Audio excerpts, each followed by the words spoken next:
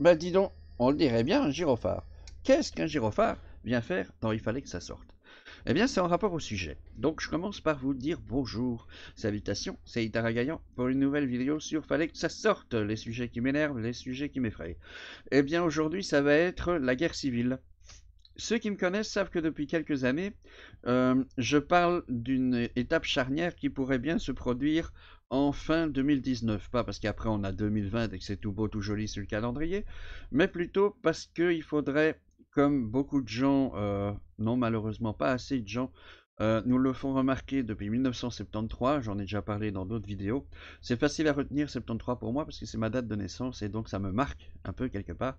Donc je risque de le sortir encore une paire de fois. Mais depuis cette année-là, il y a des intellectuels qui se lèvent de ci, de là pour dire oh les gars, la planète Terre c'est une petite boule, bien limitée à la fois dans l'espace et dans son volume, qui fait que on n'est pas du tout sur un système qui nous permet des ressources à l'infini. Et qu'il faudrait commencer à arrêter d'accélérer, puisque au plus on accélère, au moins le temps qui nous reste est grand. Donc voilà. Quand j'avais fait ces recherches-là, quand j'avais essayé d'analyser ça, c'était surtout les ressources qui me posaient problème à moi.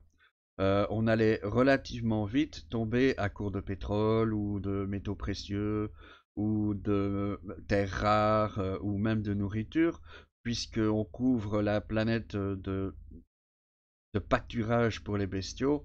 Résultat, il y a de plus en plus de viande et il y a de moins en moins à bouffer. C'est aussi quelque part un genre de paradoxe. Faut pas oublier qu'il faut 10 000 litres d'eau pour faire un kilo de bœuf et pas mal de kilos de végétaux pour faire un kilo de bœuf également. Donc si on voulait bien un petit peu être un petit peu plus dans le végétal, on nourrirait donc à peu près 7-8 fois plus de monde. Bon, parce qu'on va quand même laisser une petite part pour la viande, hein, quand même, on va pas tout annuler non plus. Mais depuis quelque temps, j'ai l'impression qu'il y a autre chose qui s'accélère méchamment. C'est la politique. Et la politique avec le reflet qu'on peut voir dans les sociétés. J'ai l'impression, et c'est assez nouveau je pense, que les extrêmes, aussi bien de gauche que de droite, commencent tout doucement à franchement s'affirmer. Il y a de moins en moins de gens qui votent pour le soft, hein, le truc au milieu là, et de plus en plus de gens qui votent soit à l'extrême gauche, soit à l'extrême droite. Désolé pour la caméra, apparemment j'ai oublié de faire un flip. Donc ça c'est ma main gauche, ça c'est ma main droite, hein, comme ça vous voyez que c'est inversé. Euh, et j'ai peur d'un affrontement. Je vous explique. Il ne faut pas être grand clair pour comprendre que la politique actuelle cherche à faire une mixité culturelle. Alors, la mixité sociale, ouais, je veux bien. J'en ai parlé notamment dans la vidéo sur la laïcité. C'est une bonne chose que de faire de la mixité sociale, évidemment. On ne va pas mettre tous les riches à gauche, tous les pauvres à droite. Par contre, la mixité culturelle, c'est dangereux. Parce que ça a tendance à faire deux camps. Hein. Il y a ceux qui veulent telle culture et ceux qui veulent telle culture. J'en veux pour preuve, comme j'en ai parlé dans l'autre vidéo, qu'il y a même eu un moment un parti politique, Sharia for Belgium. Donc ça sent pas bon tout ça.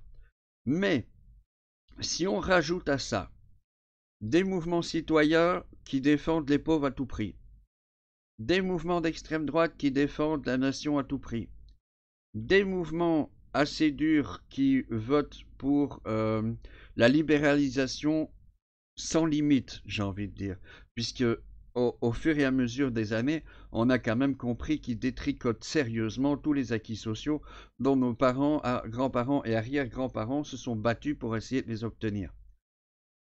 Moi, j'ai envie de dire que ça fait un cocktail Molotov, tout ça. Hein. Si on prend tous ces éléments et qu'on les mélange dans un récipient qui est la nation, si ça prend, si ça se dilue bien les uns dans les autres, il n'y a pas trop à se plaindre. Mais là, j'ai plutôt l'impression que ça fait au mieux une émulsion, voire carrément des choses qui ne se mélangent pas du tout. On a des quêtes d'un côté, on a la pauvreté qui, malgré que la plupart des gens disent oh, la terre est belle, c'est magnifique, il y a de moins en moins d'inégalités, il y a l'extrême pauvreté diminue. Là, hein, mon œil qu'elle diminue. C'est vrai qu'au niveau revenu, les gens ont un peu plus qu'avant. mais je suis pas sûr que le coût de la vie ait augmenté seulement du même niveau, hein. J'ai plutôt l'impression que ça va beaucoup plus vite. Donc on crée des castes qui deviennent de plus en plus dures. Parce que je ne sais pas si vous connaissez quelque chose ou quelqu'un qui pourrait être plus méchant, plus sanguinaire, plus violent que quelqu'un qui a vraiment faim. Je ne sais pas si vous connaissez quelqu'un de plus dangereux, plus violent, plus sanguinaire que quelqu'un qui est totalement persuadé qu'il a raison dans son idée et que c'est la seule qui peut être valable, quitte à éliminer tous ceux qui ne pensent pas comme lui.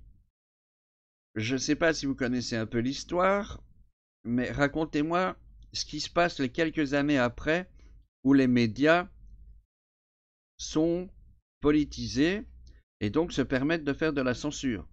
Au plus il y a de censure, il y a une signification derrière. C'est qu'au plus le pouvoir en place est restreint, bien serré, qui veut tout contrôler. Et l'histoire nous apprend qu'en général, ça finit mal.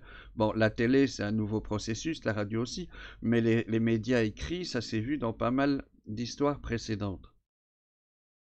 Qu'est-ce que je peux encore dire là-dessus, moi? En gros, j'ai vraiment l'impression qu'on est assis en plein milieu d'une poudrière et qu'il faudra pas grand-chose de plus qu'une vilaine étincelle pour faire tout péter. On a les ressources qui commencent à manquer et ce qui explique la hausse des prix. On a l'inconscient collectif qui commence à remarquer que le système politique n'est pas vraiment le meilleur qui soit, ni pour la pollution, ni pour la redistribution des, des monnaies, donc des richesses, ni pour la façon de penser, ni pour les libertés qui disparaissent petit à petit, mais en, en, en exacerbant des libertés de minorités, et je ne parle pas de religion ici, je parle de toutes les minorités, euh, bah ça va faire boum.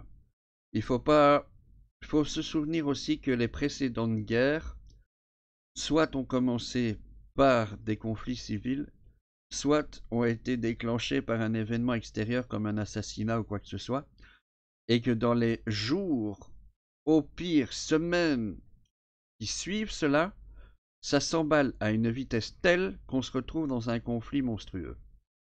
Alors, je ne sais pas si vous pensez qu'on fêtera 2020 à la maison peinard tranquille. Moi pas. Moi je pense pas. Je pense qu'avant d'arriver à cette date-là, il y aura les balles qui vont fuser. Un autre exemple. Ça fait combien de temps que les militaires n'ont pas fait grève?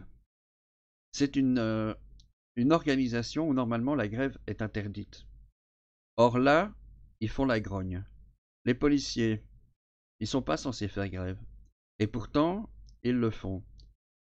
Donc même dans les endroits où la grève n'est pas supposée apparaître, la grogne est tellement forte que la grève apparaît dans ces milieux-là aussi.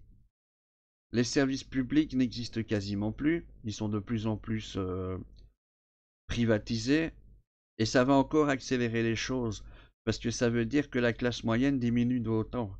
Regardez par exemple, comme Raoul Edebo a dit il n'y a pas longtemps, je suis pas pour le PTB, hein, mais euh, le fait d'avoir 1200 boules par mois pour travailler dans le centre de tri de la poste et de se péter le dos, et la santé, ça va pas faire des gens heureux.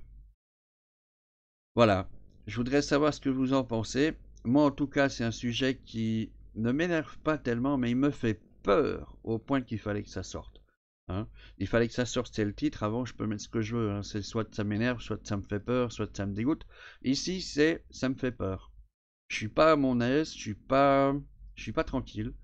Il y a vraiment des soucis qui deviennent de plus en plus importants et il y a comme un parfum de révolution. Déjà moi qui suis un non-violent classique, comme je l'ai dit il y a pas longtemps, j'ai déjà pensé à faire des petits crimes exprès pour accumuler un petit peu de temps de prison. Pourquoi? Parce que si je suis en prison, je perds mes droits civiques, donc j'ai plus de chômage, mais mon épouse devient chef de ménage. Donc elle sait vivre tranquille toute seule. Et moi, pendant ce temps, je suis habillé, blanchi, logé, nourri matin, midi, soir. Et en plus, j'ai du temps pour faire des études. Et avec l'UNIA, donc, hein, l'unité des chances, en sortant, j'ai même une petite carte joker pour dire, moi je veux un job, regardez, je fais partie d'une minorité. Ça va pas faire que des contents, ça. Ça va faire tout un tas de mécontents. Il y a ceux qui vivent des vies normales. Et encore, j'aime pas ce mot normal. Je parle pas de la norme, tout doit être pareil, mais bien de la majorité, hein. C'est ce qui fait une normalité en général, c'est quand on dépasse les 50%, c'est ce qu'on s'attend à voir à peu près partout, donc c'est ce qu'on pourrait appeler plus ou moins la normalité. Mais tous ces gens-là se font spolier de tous les côtés à cause de certaines minorités, à cause de la libéralisation sans limite. Euh, Il y a tout, il y a tous les ingrédients. Il suffit de les mélanger comme on fait pour le moment, et à un moment donné, à force de secouer, ça va faire boum. C'est en tout cas mon avis. Moi, ce que je vous propose, c'est qu'on en parle mercredi. Vous pouvez laisser des commentaires, comme a dit Bavi, et c'est loin d'être idiot. Comme ça, vous avez le temps de vous décrire en détail ce que vous voulez dire, de le développer. Et dans le live, ça fera de la matière à discussion sans devoir aller chercher pour vous justifier, puisque vous avez déjà préparé le boulot. Voilà.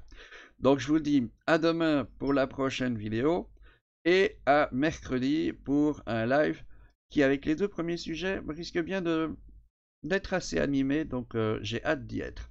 Je vous souhaite une excellente après-midi et à bientôt. Ciao les gens.